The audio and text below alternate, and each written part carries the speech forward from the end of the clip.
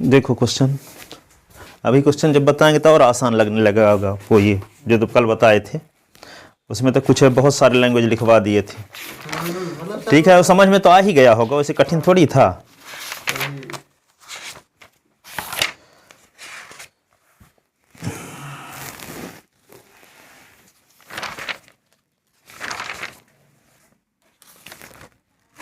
लिखो क्वेश्चन एक और, solve the following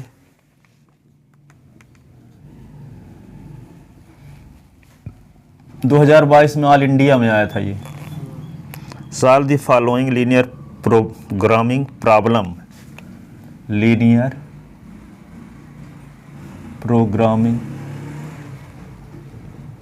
problem.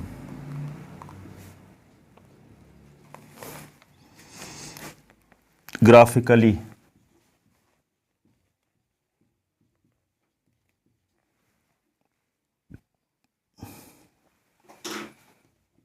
Maximise z is equal to 34x 45 by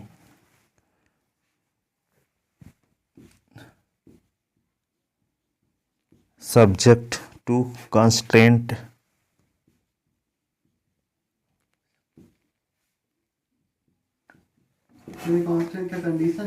constant व inequality जिसको बोलते हैं या इनइक्वेशन बोलते हैं, उसका पर्यायवाची कल लिखे तो थे, इनइक्वेशन भी बोलते हैं इसी को। Less than greater than or equal चिन्ह जिसमें बना रहता है, इक्वल रहेगा तो इक्वेशन बोलेंगे, वैसे इनइक्वेशन या कांस्टेंट।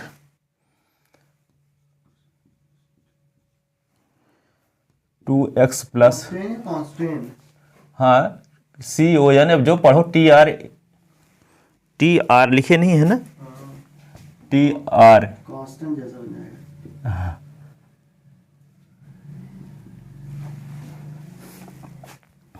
हम ज़्यादा यूज वही इनइक्वेशन करते थे, वो किताब वाला आपके लिख लिए हैं। हाँ, इसको हिंदी में व्यवरोध पढ़ते हैं।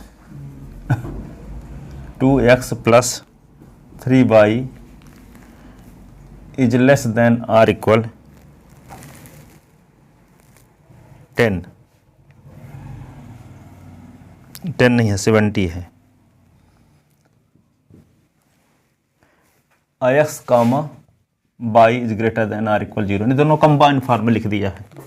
x greater than 0, y greater than 0, एक ही बात है। लिखो सॉल्यूशन में आते हैं।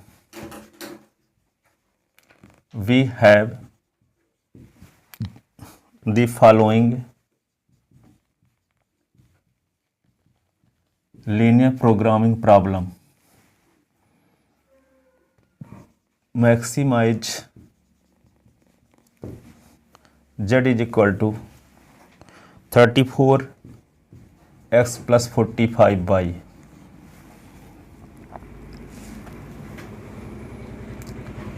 ठीक है, अब यहाँ पे क्या लिखोगे? By from x plus y is less than 300, तो बाई टेकिंग इक्वल साइन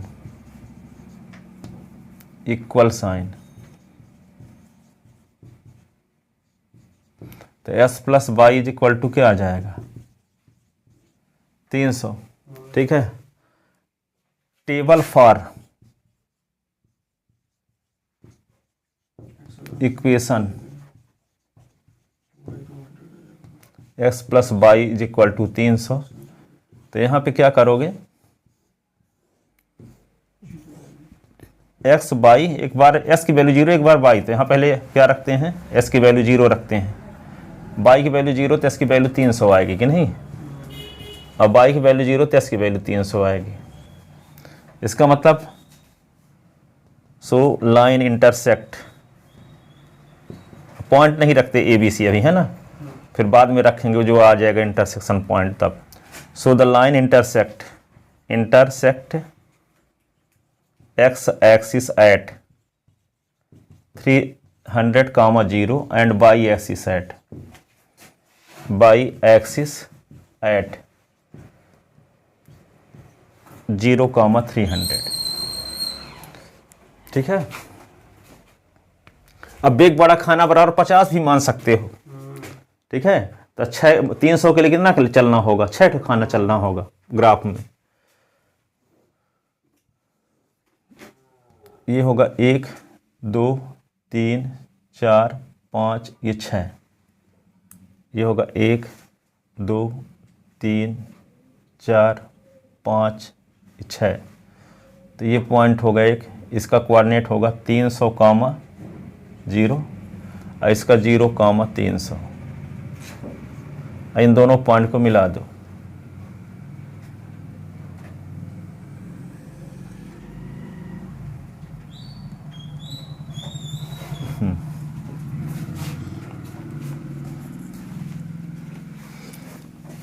ये आ गया।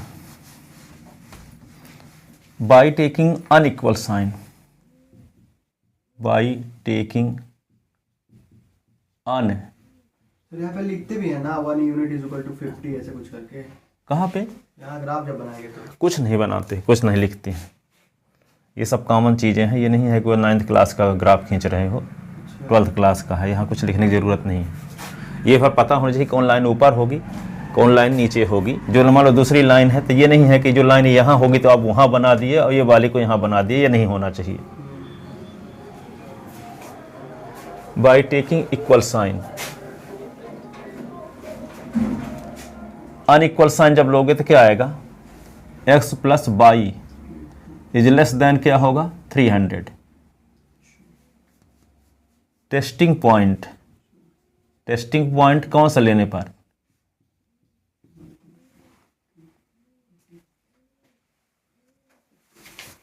Zero plus zero is less than 300, 0 is less than 300। ये बात सत्य है क्या? सत्य है। सही है। Which is true, which is true. So the in equation x plus by less than 300 represent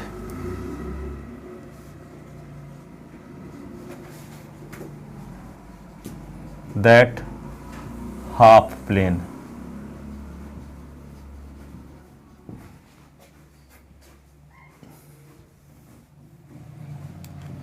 toward the origin, ऐसा भी लिख सकते हो। ओरिजिन की दिशा में होगा, है ना? Upward towards.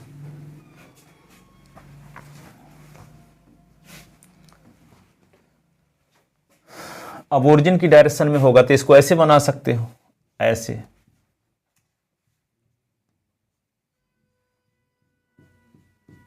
ओरिजिन की डायरेक्शन में। अब दूसरा इन इक्वेशन क्या है? फ्रॉम इन इक्वेशन, दूसरा इन इक्वेशन कौन सा है? 2s plus 3y, 2s plus 3y 70 by taking equal sign, equal sign. तो 2x plus 3y is less than 70, equal 70 है ना? इक्वल साइन लेंगे। Table for this equation, table for this equation, for this equation. देखो यहाँ पे s लिख लो, ये y लिख लो। एक बार हम क्या करते हैं, y की वैल्यू 0 करते हैं, तो 0 की रखेंगे तो क्या आएगा? 35 हो जाएगा, है ना? यहाँ पे s की वैल्यू 0 तो 70/3। फ्रैक्शन में हम लोग लेते हैं जनरली। पॉइंट तो है, हम बताएं ना कि इस पॉइंट को आपको पता होना चाहिए कि लाइन इधर है कि इधर है, बस। इससे मतलब नहीं है कि कहाँ। अब 2-3 लाइन तो रहती हैं ज़्यादा से ज़्यादा, तो आपको कंफर्म ये पता होना चाहिए कि ये लाइन जो खींच रहे हो तो ये इस साइड में है कि इस साइड में है, ये कंफर्म पता होना चाहिए, बस। तो कंफर्म है कि इधर है होगी, ठीक है, यहां पॉइंट भी चाहे ना लिखो 1 2 3, पॉइंट भी शो ना करो चाहे यहां 1 2 3, तब भी चलेगा। तो यहां पे so line intersect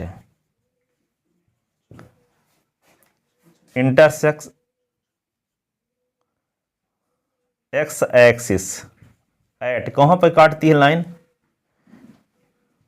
35,0 and by axis at 0,70/3, 0,70/3। तो यहां पे देखो 35 कहाँ होगा लगभग, जैसे हम लेकर चले हैं तो 50 वाला तो हम मान लिए थे एक ना, हाँ तो 35-50 इधर ही होगा, इधर ही होगा, है ना, ऐसे। तो 35 इधर हो गया, और यहाँ 70 का मतलब क्या, 70/3, तो 70/3 तो क्या होगा 20 से अधिक, है ना, 20 इधर। अब बहुत ही छोटा नहीं बना देंगे, हम ऐसे खींच रहे हैं, ठीक है। ये लाइन है, और इसका कोऑर्डिनेट क्या है 35 और कॉमा 0, और इसका कोऑर्डिनेट क्या होगा 0,70/3।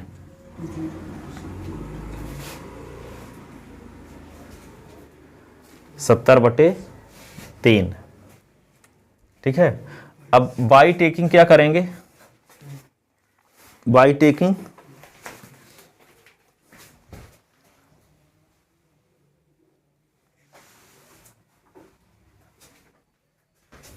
अनइक्वल साइन लेंगे ना,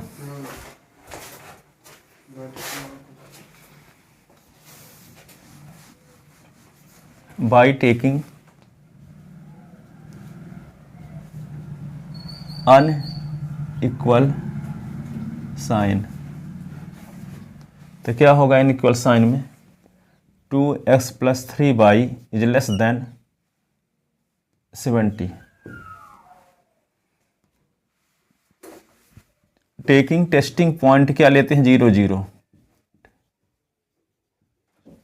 पॉइंट 0 0, क्योंकि ओरिजिन पॉइंट से लाइन जाती नहीं है तो 0 0 ही लेते हैं जनरली, है ना। अब यहाँ पे क्या होगा, तो 2 × 0 + 3 × 0 इज लेस देन 70, तो 0 is less than 70, which is true कि फॉल्स, सही तो, which is true, which is true. So inequation, कौन इन इक्वेशन जो भी लिखे थे 2s + 3y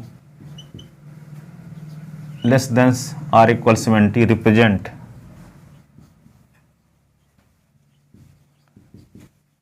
the region towards the origin।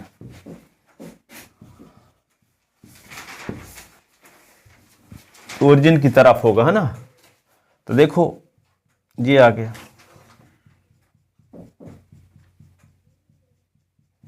x is greater than 0, y is greater than 0 किसको represent कर रहा है, फर्स्ट क्वाड्रेंट को। x greater than 0, y greater than 0 किसको रिप्रेजेंट कर रहा है, फर्स्ट क्वाड्रेंट को, दोनों मिलके। इधर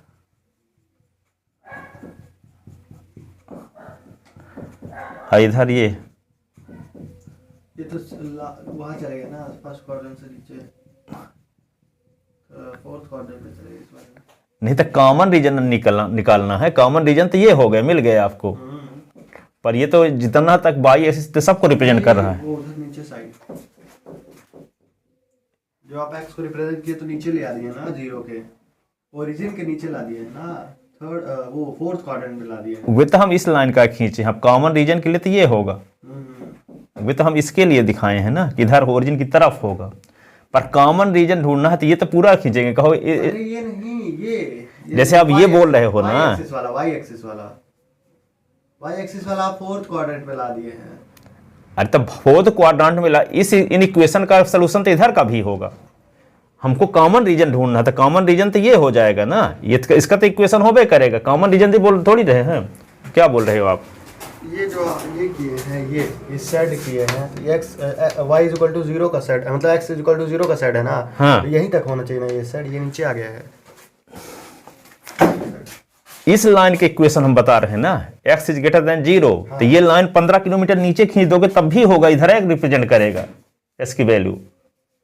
ये फोर्थ क्वाड्रेंट में नहीं आ जाएगा? तो फोर्थ क्वाड्रेंट जब दोनों का बात कॉमन रीजन, जहां x इज ग्रेटर देन 0 और y इज ग्रेटर देन 0 का कॉमन रीजन है फर्स्ट क्वाड्रेंट है, पर इसका पर्टिकुलर ग्राफ कैसे होगा? अच्छा ये हाँ। वो फर्स्ट क्वाड्रेंट ना, फर्स्ट क्वाड्रेंट तो दोनों का कंबाइन, दोनों का कॉमन रीजन है, दोनों इन इक्वेशन का, और इसका पर्टिकुलर इसका ग्राफ खींचोगे तो इधर होगा, इसका ग्राफ खींचो तो इधर भी चलेगा ये अब दोनों का कंबाइन जब ग्राफ खींचेंगे तब भी आएगा। तो कॉमन रीजन हम ढूंढ रहे हैं, तो कॉमन रीजन जहां हर एक इन इक्वेशन को सेटिस्फाई करने वाले पॉइंट हो, तो यहां का पॉइंट लेंगे तो देखो यहां वाला पॉइंट लेंगे तो इसको सेटिस्फाई कर रहा है, इसको भी सेटिस्फाई कर रहा है, इसको भी सेटिस्फाई कर रहा है, इसको भी सेटिस्फाई कर रहा है। तो कॉमन रीजन वाला तो ये होगा, ये इस एरिया में इन सब को खींचो, ये वाले भी खींचोगे आप ऐसे भी जहां तक रीजन है तो ठीक है, ये वाला भी खींचोगे ऐसे, ऐसे भी इसको खींचोगे, ठीक है, ऐसे भी खींचोगे सीधे सीधे भी, ठीक है, और ये वाला तो है ही, ये वाला, तो ये तो दोनों का सेम हो गया, तो ये कॉमन रीजन हो गया, ठीक है। तो यहाँ के पॉइंट जब कोई लेंगे, जैसे मान लो इसका सोल्यूशन भी आप निकालते हो, जैसे s plus y is equal to क्या है 3 है, x minus y is equal to 1 है, तो इसका सोल्यूशन क्या होगा, s is equal to 2 y is equal to 1 होगा कि नहीं होगा? तो s is equal to 2 y is equal to 1 है, तो इसको भी सेटिस्फाई करेगा, इसको भी सेटिस्फाई करेगा। जहां 2 और 1 रख दो तो क्या होगा 3, और यहाँ पे 2 और 1 रख दो तभी 1 इज इक्वल टू 1।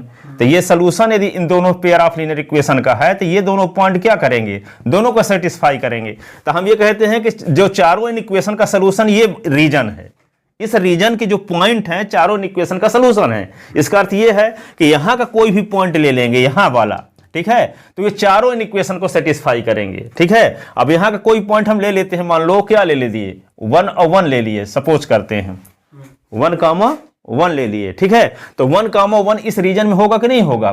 तो यहां पे देखो x इज ग्रेटर देन 0, तो यहां पे 1 रख दो, तो 1 इज ग्रेटर देन 0, 2 कंडीशन है कि नहीं? y इज ग्रेटर देन 0, तो ये y की वैल्यू 1 है, तो 1 इज ग्रेटर देन 0, 2 कंडीशन है। फिर क्या है, अगला इक्वेशन क्या है, 2s plus 3y is less than or equal 70, s के स्थान पे 1 लिख दो, 2 into 1 plus 3 into 1 is less than 70, तो क्या होगा 5 इज लेस देन 70, ट्रू है कि नहीं है? ठीक है, जितने इक्वेशन है यहां के पॉइंट चारों इक्वेशन को सेटिस्फाई करेंगे, अर्थात यहां के पॉइंट के कोऑर्डिनेट को चारों इक्वेशन में पुट करोगे तो ट्रू कंडीशन बनी रहेगी, ठीक है। तो चारों इक्वेशन को सेटिस्फाई करने वाले पॉइंट किस रीजन में कंटेन है, जिस रीजन में कंटेन है वही फिजिबल रीजन या कि सॉल्यूशन सेट है, वही चारों इक्वेशन का। 5 रहेंगे तो 5 इक्वेशन के कॉमन रीजन कौन सा है ये ढूंढना है, ठीक है। और पर्टिकुलर तो इसका है, इस इक्वेशन का सॉल्यूशन तो इस लाइन को जितना इधर बढ़ा दोगे सब पॉइंट सेटिस्फाई करेंगे इस इक्वेशन को, इसको सेटिस्फाई करेंगे, यहां का भी पॉइंट लेंगे तो इसको सेटिस्फाई करेगा। तो पर्टिकुलर इसको ना सेटिस्फाई करेगा तो इसको सेटिस्फाई करेगा तो इसको भी करेगा। इधर का पॉइंट लेंगे, इधर का पॉइंट लेंगे तो इसको सेटिस्फाई करेगा लेकिन इसको नहीं करेगा, ठीक है। पर इधर का लेंगे तो दोनों को सेटिस्फाई करेंगे, पर इन दोनों को सेटिस्फाई नहीं करेंगे। कौन सा रीजन आपको ढूंढना है? वह रीजन ढूंढना है जहां के पॉइंट जितने इक्वेशन दिए गए हैं सबको सेटिस्फाई करते हो। सेटिस्फाई करने का मतलब वे पॉइंट उस इन इक्वेशन में पुट करो तो हर एक में ट्रू कंडीशन रहे, फॉल्स किसी में न रहे, ठीक है। तो उस रीजन को क्या बोलते हैं? फिजिबल रीजन, सुसंगत क्षेत्र, ठीक है, सॉल्यूशन सेट, ठीक है, ये सब बोलते हैं, ठीक है। तो ये आ गया, अब उसका लिखना है ना,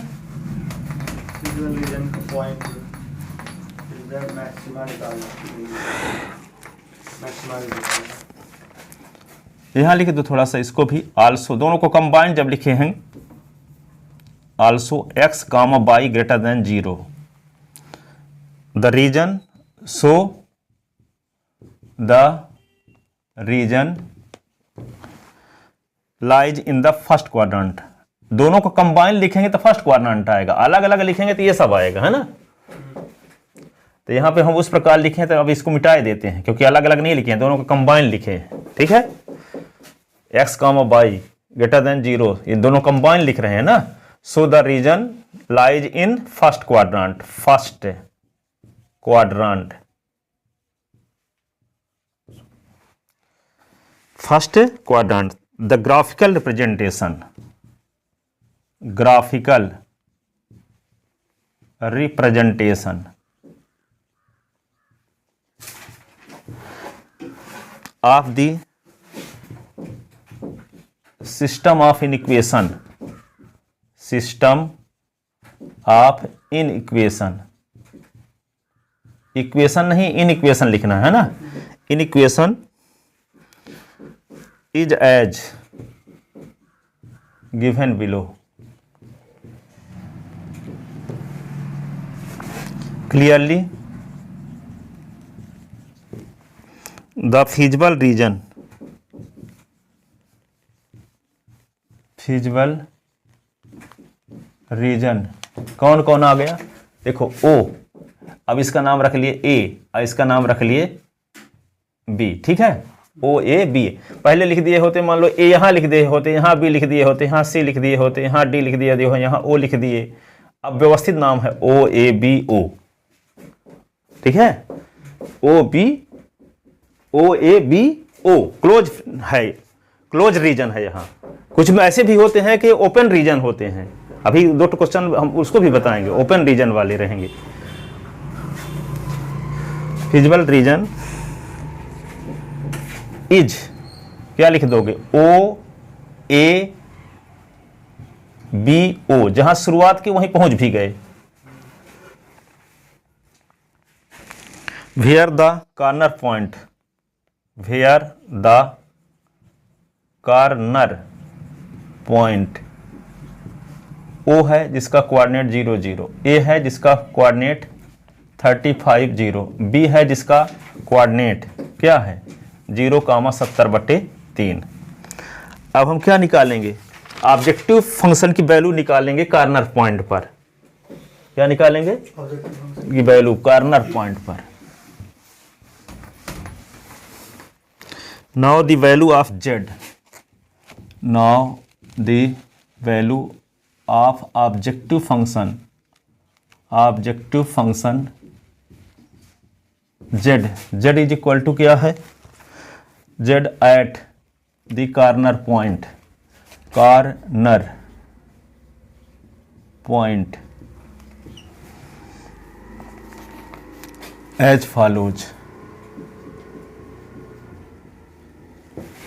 तो यहां लिख लो कॉर्नर पॉइंट एक कॉलम में, कॉर्नर पॉइंट, और आगे लिखो value of objective function, value of objective function, objective function. तो यहाँ नंबर फर्स्ट कॉर्नर पॉइंट क्या है? Origin point. और जेड की वैल्यू क्या है? जेड इज इक्वल टू क्या था? 34x + 45y, 34s + 45y। तो जेड इज इक्वल टू क्या होगा? 34 × 0 और 45 × 0 इज इक्वल टू 0 आ जाएगा। दूसरा कॉर्नर पॉइंट क्या आएगा? है आपके पास ए है जिसका कोऑर्डिनेट क्या है 35,0। तो यहाँ पे जेड इज इक्वल टू 34 × 35 + 45 × 0, ठीक है। तो जेड इज इक्वल टू 34 का गुणा 35 के साथ करोगे तो 1090 आएगा, 1190, ठीक है। तीसरा पॉइंट क्या है? बी जिसका कोऑर्डिनेट है 0 और 70/3, यही ना। तो यहाँ पे जेड इज इक्वल टू क्या होगा? 34 × 0, यहाँ पे 45 × 70/3। बढ़िया काम आ गया कि नहीं? यहाँ पे कट गया 45 15 आ गया। तो जेड इज इक्वल टू 0 और 15 × 7 = 105, 0 आ गया। तो जेड की वैल्यू क्या आ गई? 1050। तो मैक्सिमम वैल्यू कौन है?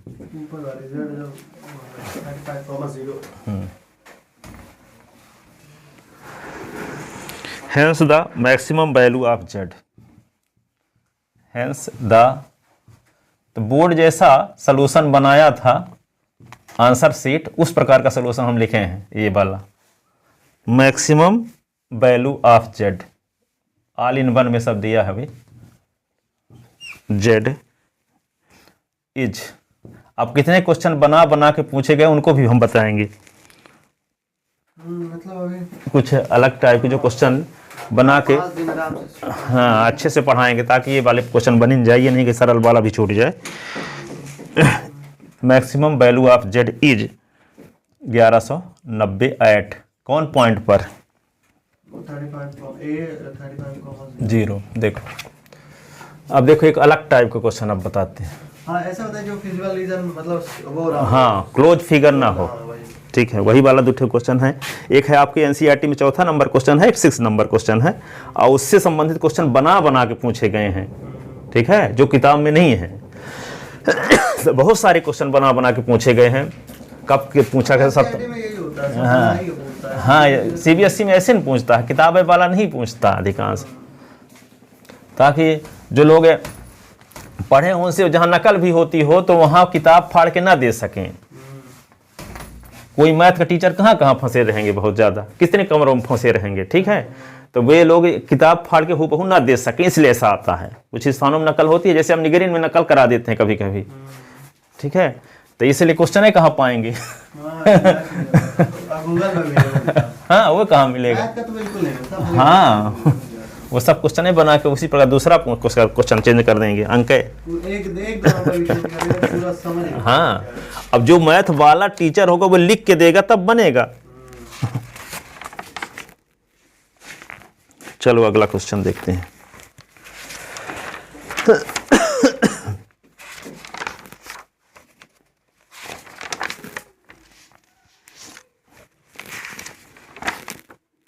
लिखो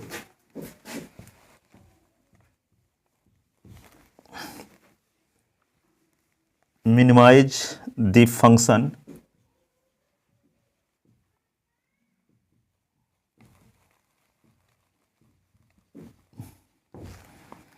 p is equal to x plus 2 by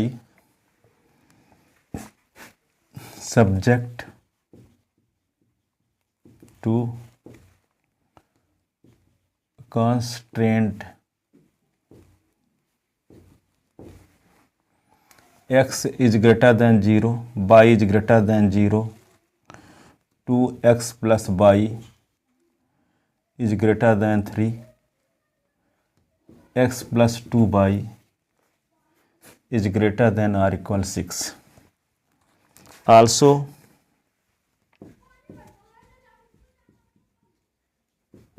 prove that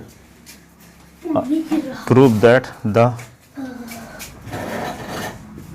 minimum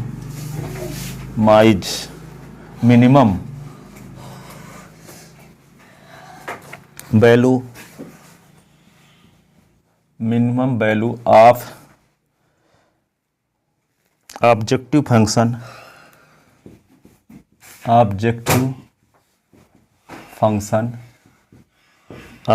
function p is at more than 2 point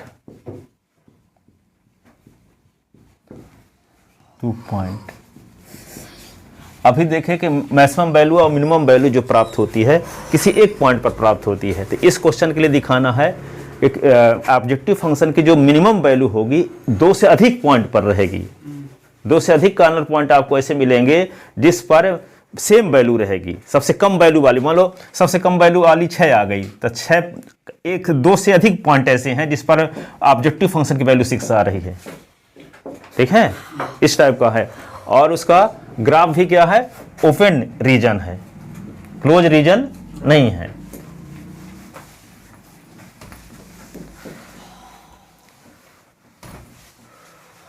देखिए इसको थोड़ा सा इस जैसे x plus 2y है इज इक्वल टू 6, इससे लेते हैं ना, तो यहाँ पे x की इस वैल्यू जब 0 रखोगे तो y की वैल्यू क्या आ जाएगी 3, तो 0 3 एक पॉइंट मिल गया कि नहीं मिल गया, ठीक है। और y की वैल्यू 0 लेंगे तो s की वैल्यू क्या मिलेगा 6, तो 6 0 होगा, ठीक है। अब ये 2 पॉइंट ऐसे पॉइंट है, आपको यही आप थोड़ा सा हाईलाइट बता रहे हैं, 0 3 और 6 0, इन दोनों को ऑब्जेक्टिव फंक्शन में रखो तो यहाँ पे क्या है, p इज इक्वल टू आपके पास है s प्लस क्या, s प्लस 2y। तो यहाँ पे s के स्थान पे क्या रख दो, 0 और 3। तो p is equal to s के स्थान पे 0, 2 इंटू 3, तो क्या आ गया, इसे 6 आ रहा है। और फिर से ये वाला पॉइंट रखते हैं s प्लस 2y, ये वाला पॉइंट कौन रखते हैं, 6 वाला। तो p इज इक्वल टू क्या होगा, 6 प्लस 2 इंटू 0, तब भी p की वैल्यू क्या आ रहा है, 6। ठीक है। अब इस लाइन का कोई और दूसरा पॉइंट ले लें, इस पॉइंट में जैसे 2 2 ले लेते हैं, क्योंकि 2 2 इस लाइन में कंटेन है कि नहीं है, क्योंकि 2 रखो या 2 2 या 4, तो 4 और 2 क्या होगा, 6। ठीक है। तो यहाँ पे यदि हम एक पॉइंट ले लेते हैं 2 2, और इस पॉइंट पर ऑब्जेक्टिव फंक्शन की वैल्यू निकालते हैं s प्लस 2y, तो यहाँ पे क्या आएगा, 2 प्लस 2 इंटू 2, तो क्या होगा 2 प्लस 4, तो 6 यहाँ भी आ रहा है। ठीक है। एक पॉइंट और ले लेते हैं, जैसे s की वैल्यू यहाँ पे क्या ले लें, यहाँ 1.5 ले लेंगे तो 3 हो जाएगा, तो s की वैल्यू 3 ले लिए और y की वैल्यू ले लिए 1.5। ठीक है। तो ये पॉइंट इस लाइन में कंटेन है कि नहीं है, कंटेन है, कंटेन है। देखो, क्योंकि s के स्थान पे 3 रखोगे, y के स्थान पे 1.5 रखोगे, तो 6 इज इक्वल टू 6 आ जाएगा। इसका मतलब ये लाइन में ये पॉइंट भी कंटेन है, लेकिन इस पॉइंट पर ऑब्जेक्टिव फंक्शन की वैल्यू निकालो तब भी 6 आएगा कि नहीं आएगा, आ ही जाएगा, क्योंकि 3 में से आ ही जाएगा, आ ही आ जाएगा। तो इसका मतलब हम और जो पॉइंट पर वैल्यू आएगी इन पॉइंट के अलावा, इन पॉइंट के अलावा, जैसे मान लो आपको जो फ्रीजेबल रीजन प्राप्त होगा या क्लोज डायग्राम प्राप्त होगा, ओपन डायग्राम प्राप्त होगा, तो इन्हीं पॉइंट पर सबसे कम रहेगी, और जो पॉइंट मिलेंगे कॉर्नर पॉइंट, तो उन पर 6 से अधिक रहेगी। तब मिनिमम वैल्यू हम देखते क्या है कि 2 पॉइंट पर 6 आ रहा है, एक ये कॉर्नर पॉइंट पर आ रहा है, इस पर आ रहा है, इसके अलावा स्ट्रेट लाइन के हर एक पॉइंट पर आ रहा है, इस स्ट्रेट लाइन के हर एक पॉइंट पर। क्यों, संयोग बस ऑब्जेक्टिव फंक्शन की वैल्यू एक इन इक्वेशन सेम दिख रहा है, इसलिए ऐसा हो रहा है। ठीक है ना। तो वही तो दिखाना था कि मिनिमम वैल्यू 2 से अधिक पॉइंट पर फाइंड होगा, तो 2 से अधिक पॉइंट लेना होगा आपको। इस स्ट्रेट लाइन में इन दोनों पॉइंट के अलावा और 1-2 पॉइंट लेना है, और उस पॉइंट पर भी आप ऑब्जेक्टिव फंक्शन की वैल्यू निकाल के दिखाओगे, तो दिखाओगे कि वही वैल्यू आ रही है। तो ये साबित हो जाएगा कि जो कहता है कि 2 से अधिक पॉइंट है जिस पर फंक्शन की वैल्यू मिनिमम है, तो इसे स्ट्रेट लाइन के हर एक पॉइंट पर, तो किसी लाइन में कितने पॉइंट होते हैं, इनफाइनाइट। तो बहुत सारे पॉइंट है जिस पर फंक्शन की वैल्यू मिनिमम है, 1-2 पॉइंट नहीं है केवल। अभी जो क्वेश्चन देखे तो उसमें सिर्फ एक ही पॉइंट मिलता था जिस पॉइंट पर फंक्शन की वैल्यू मिनिमम रहती थी, ठीक है, या कि मैक्सिमम रहती थी। लेकिन इसमें 2 से अधिक पॉइंट है, ये शो करके दिखाना क्वेश्चन में लिखा है। ये एनसीईआरटी का 6 नंबर क्वेश्चन है। ठीक है।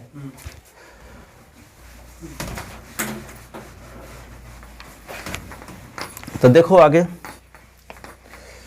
Solution from inequation. Inequation कौन सा ले लेते हैं पहले, 2s plus y is greater than or equal 3 by taking equal sign, by taking equal sign. तो 2x plus y is equal to 3 for the table, for this equation, table of this equation.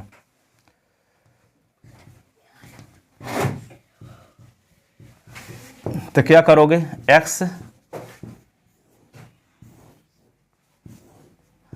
की y की value 0 करते हैं, तो s की value क्या आ जाएगी, y की वैल्यू 0 है तो s की वैल्यू क्या आ जाएगी, 3/2, और s की वैल्यू 0 तो y की value 3। So line 2s plus y is equal to 3 intersect x axis at 3/2, 0 and y axis at किस पॉइंट पर काट रही y एक्सिस को, 0, 3। ठीक है। अब क्या करेंगे, by taking unequal sign, by taking unequal sign, तो क्या है, 2x plus y is greater than 3, taking testing point, testing 2x plus y is greater than 3, testing point half plane किधर होगा ये चेक करना चाहते हैं इस 0 0 के माध्यम से, है ना। तो फॉर टेस्टिंग पॉइंट 0 0 तो क्या होगा 2 × 0 + 0 इज ग्रेटर देन 3, तो 0 is greater than 3 which is false. 0 बड़ा है 3 से, विच इज फॉल्स, ठीक है। सो it means in equation कौन equation 2x + y is greater than or equal 3 represent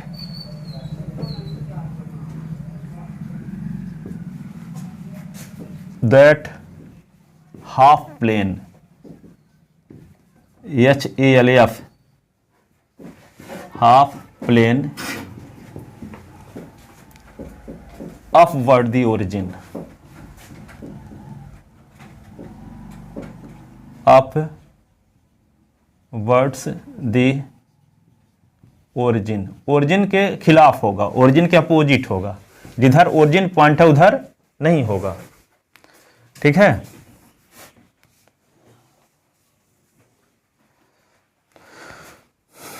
तो ये हो गया 1, ये हो गया 2 और ये हो गया 3।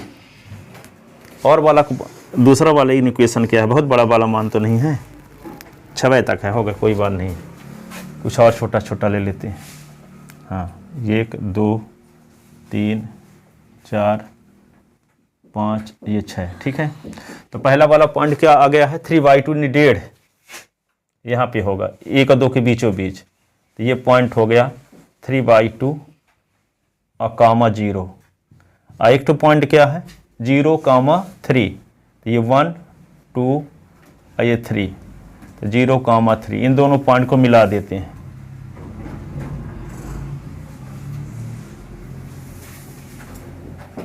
ये अब ओरिजिन के खिलाफ अपोजिट डायरेक्शन में, जिधर ओरिजिन है उधर नहीं होगा, जिधर ओरिजिन नहीं है उधर होगा। इस इक्वेशन को रिप्रेजेंट करने वाला हाफ प्लेन, क्योंकि बोर्ड को 2 पार्ट में लाइन डिवाइड कर देती है। अब ये डिसाइड करना रहता है कि ये इक्वेशन रिप्रेजेंट करता है एक तो लाइन को नहीं, एक हाफ प्लेन को। हाफ प्लेन का मतलब ये जैसे मान लो बोर्ड प्लेन हो गया, तो प्लेन को ये लाइन क्या कर दी, 2 पार्ट में डिवाइड कर दी। अब एक पार्ट ये हो गया, एक पार्ट ये होगा, इसलिए इसको हाफ प्लेन बोलते हैं, ठीक है। तो जो ये इक्वेशन है इस हाफ प्लेन को रिप्रेजेंट कर रहा है कि इस हाफ प्लेन को रिप्रेजेंट कर रहा है, इसलिए टेस्टिंग पॉइंट 0 0 लेते हैं। अब जब वो लाइन ओरिजिनल पॉइंट से पास हो जाएगी, कोई दूसरा पॉइंट लेना पड़ेगा, क्योंकि ओरिजिन पॉइंट रख देने से तो वो बता ही ना पाएगा कि ट्रू है कि फॉल्स है, ठीक है। तब दूसरा फिर अब ऐसा भी क्वेश्चन लेना पड़ेगा फिर बाद में कि जब ओरिजिन पॉइंट से लाइन जाती है, ठीक है। तो ये है। फिर दूसरा इसका कौन सा पॉइंट लेते हैं, दूसरी इक्वेशन लेते हैं, बताओ दूसरी क्या है, from in equation, from in equation. हाँ बोलो, x + 2y greater than or equal to 6। हाँ, by taking equal sign, by taking equal sign.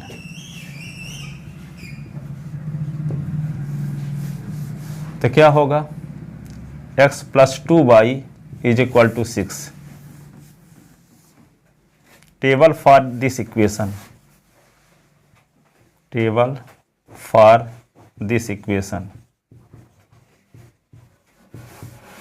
तो यहाँ पे x और ये y,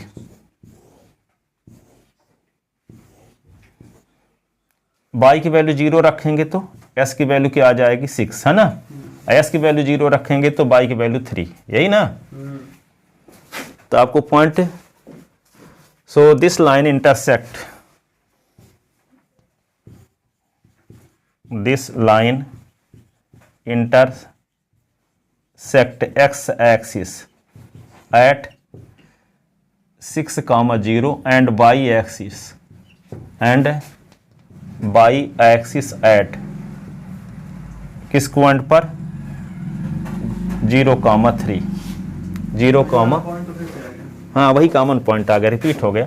अब यहाँ पे 6 यहाँ पे होगा ना, ये 1 2 है, 3 4 5 6 ये पॉइंट है, एक पॉइंट तो यही है, रिपीट है, इन दोनों पॉइंट को मिला दो,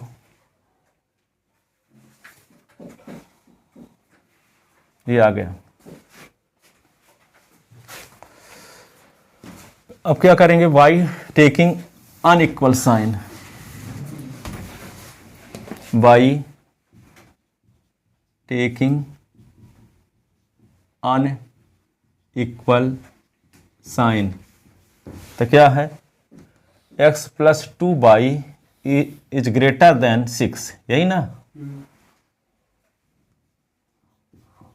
for taking testing point, taking testing point O00, तो यहाँ पे होगा 0 plus 2 into 0 is greater than 6, तो 0 is greater than 6, which is false, which is false. So inequation, so inequation, कौन inequation, s plus 2y is greater than or equal 6 represent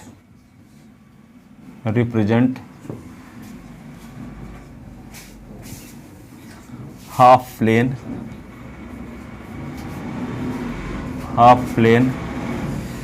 upward the origin,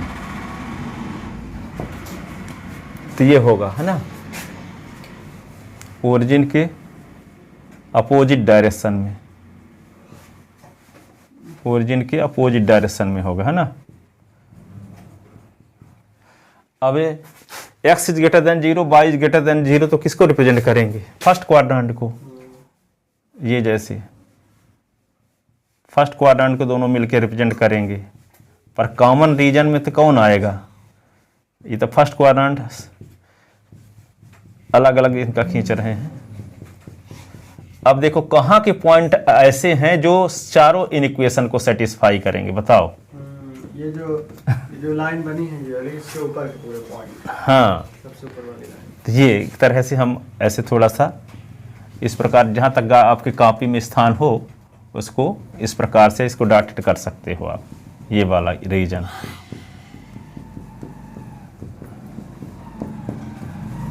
अब जो state line से bounded reason तो ये नहीं है ना, state line से बाउंडेड रीजन तो है नहीं, ये ओपन रीजन है, क्योंकि इधर लाइन से क्लोज है ही नहीं। कॉर्नर पॉइंट तो सिर्फ ये पॉइंट है, ये पॉइंट है, हो गया, दो कॉर्नर पॉइंट है, आगे के पता ही रहता नहीं है।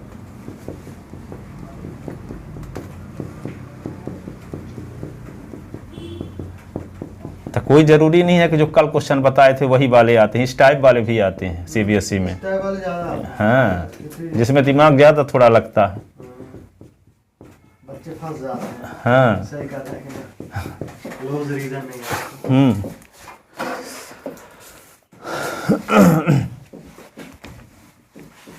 इतना लिख लिए ना,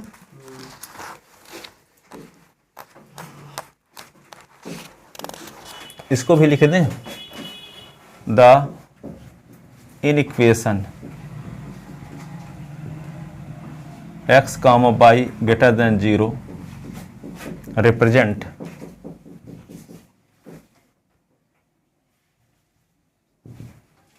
इन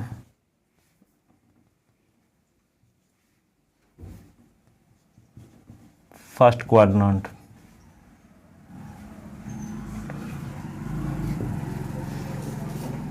shown in given diagram.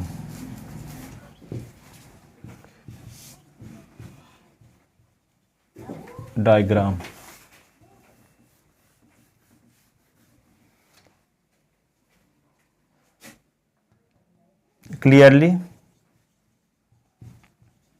solution set is open region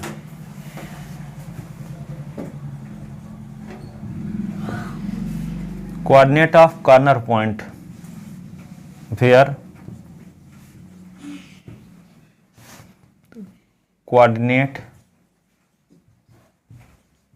of corner point, corner point of feasible reason.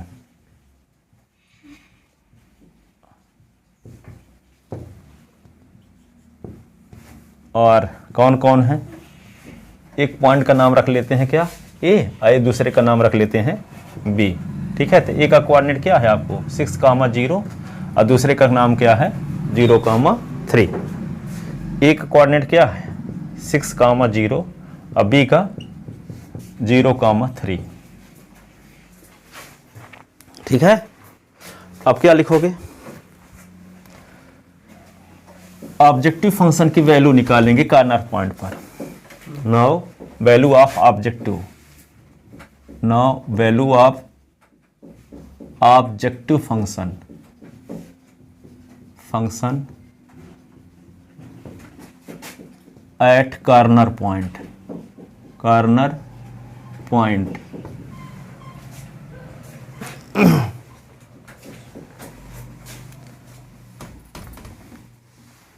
Corner point.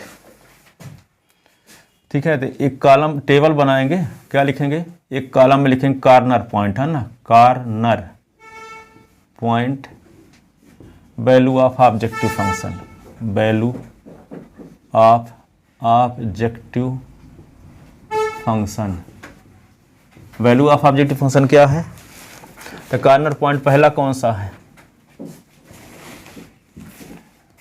पहला कॉर्नर पॉइंट है ए, जिसका कोऑर्डिनेट है 6,0 और पी की वैल्यू क्या है? पी बराबर क्या था? x+2y, s+2y। तो p is equal to 6+2 into 0, तो p इज इक्वल टू 6। और दूसरा कॉर्नर पॉइंट क्या है? दूसरा कॉर्नर पॉइंट क्या है? b, जिसका कोऑर्डिनेट 0,3 ना, तो p इज इक्वल टू लिख लो s+2y। तो p is equal to s के स्थान पे 0, 2 इंटू y के स्थान पे 3, तो p इज इक्वल टू 6 आ गया कि नहीं? अब दो ही तो कॉर्नर पॉइंट थे, दोनों में वैल्यू सेम आ गई, दोनों में वैल्यू क्या आ गई? सेम। लिखो आगे।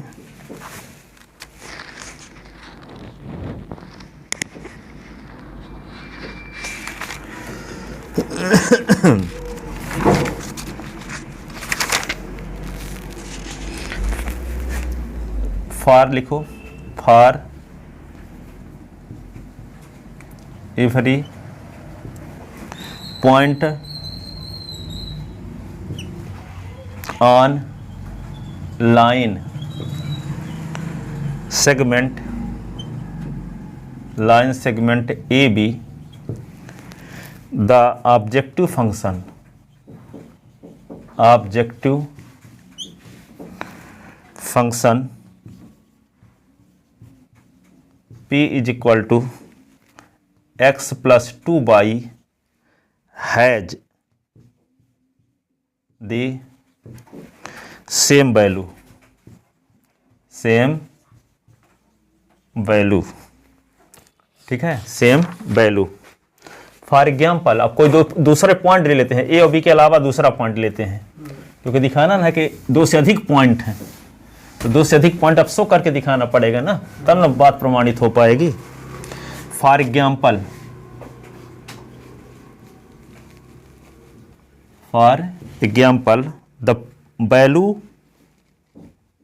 The value of objective function, objective function p is equal to x+2y on their point, on their point 2 other than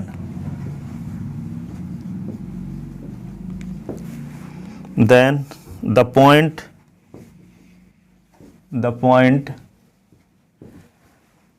A and B, A and B on the line, on the point on line, कैसे line में होगा? दिखाते तो है ना, segment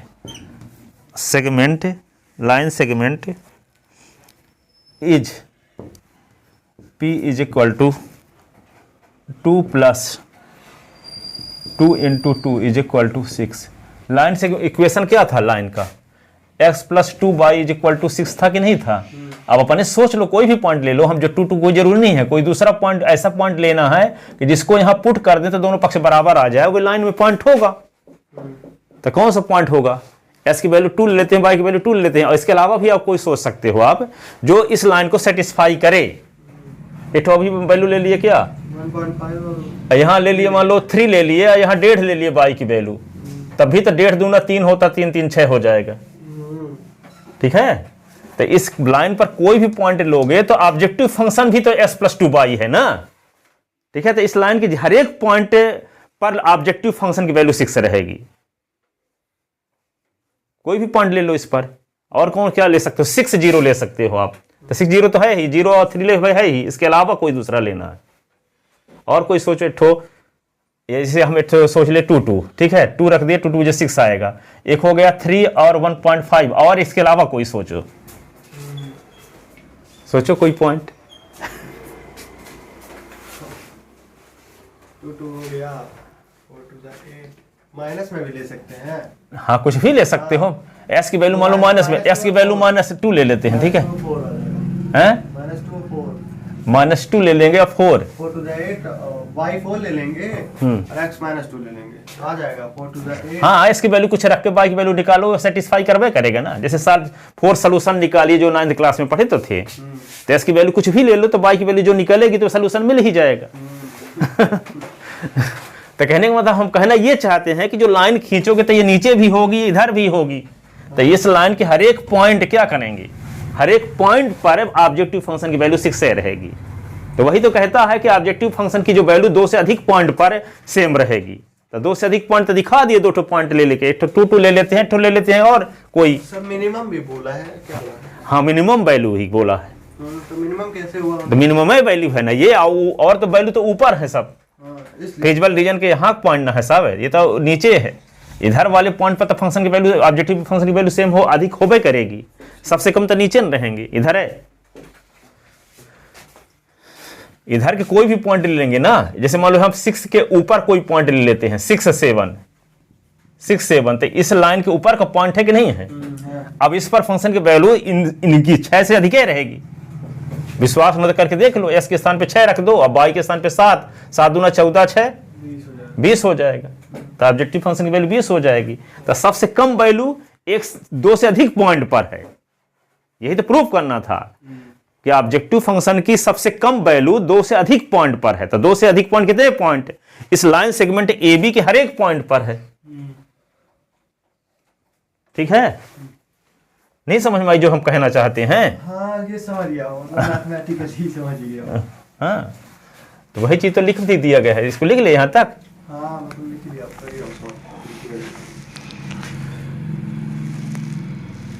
एक और point ले लेते हैं, फॉर अदर पॉइंट।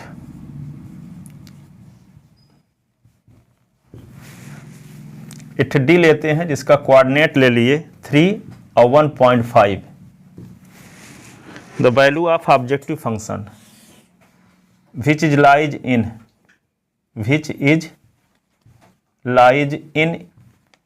इक्वेशन, किस इक्वेशन में कंटेन है, x + 2y = 6, and value of objective function, value of objective function at this point,